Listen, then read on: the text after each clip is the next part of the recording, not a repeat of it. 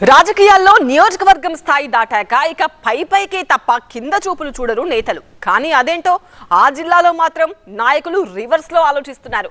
మొన్నటి ఎన్నికల్లో ఎదురైన ఓటమి కారణంగా ఏ అవకాశాలను కోల్పోయామో వాటిని మరో రూపంలో దక్కించుకోవాలని చూస్తున్నారంట. దానికోసం మళ్ళీ మొదటి నుంచి మొదలుపెట్టేందుకు సిద్ధమవుతున్నారట. ఇంతకీ ఎవరా నేతలు, ఏంటా స్టోరీ? పదవుల కోసం నేతల కొత్త రాగం, స్థానిక ఎన్నికలకు మాజీల సన్నద్ధత, జెడ్పీటీసీ బరిలో ఎక్స్-ఎమ్మెల్యేలు హోదా కోసం మళ్లీ మొదటికొచ్చారా? ఉమ్మడి ఆదిలాబాద్ జిల్లాలో రాజకీయంగా నేతల తీరు చూస్తుంటే ఆశ్చర్యం కలుగుతోంది. నిన్న మొన్నటి వరకు ఎమ్మెల్యేలుగా ఏకఛత్రాధిపత్యం నడిపిస్తూ మరోసారి గెలిస్తే అమాత్యయోగం పక్కా అన్న భరోసాలో బతికేశారు. కానీ అనూహ్య ఓటమితో కథ అడ్డం తిరిగింది.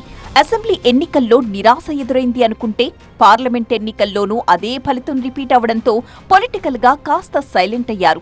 సడన్ గా ఈ నాయకుల మదిలో ఒక ఆలోచన తళుక్కున మెరిసిందట.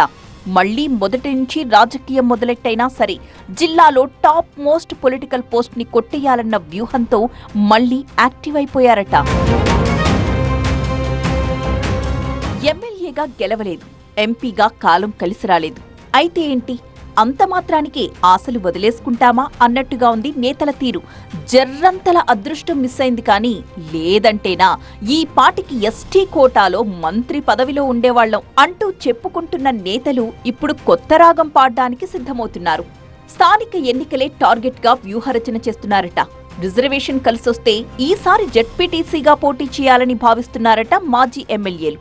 గెలిస్తే ఏకంగా జెడ్పీ చైర్మన్ పీఠాన్నే కైవసం చేసుకోవచ్చన్న ఆలోచనలో ఉన్నారట ఈ తాజా మాజీలు. మూడోసారి గెలిచి మంత్రిగా ప్రమోషన్ కొట్టాలన్న ఆశ ఎలాగూ నెరవేరలేదు. కనీసం జెడ్పీ చైర్పర్సన్ గా ప్రస్తుత హోదానైనా పెంచుకోవాలని భావిస్తున్నారట. మళ్లీ కింద నుంచి పైకి రావాలని ఆలోచనతో ఉన్న తాజా మాజీ ఎమ్మెల్యేల్లో రేఖా నాయక్, ఆత్రం సక్కు, దుర్గం చిన్నయ్య పేర్లు బలంగా వినిపిస్తున్నాయి.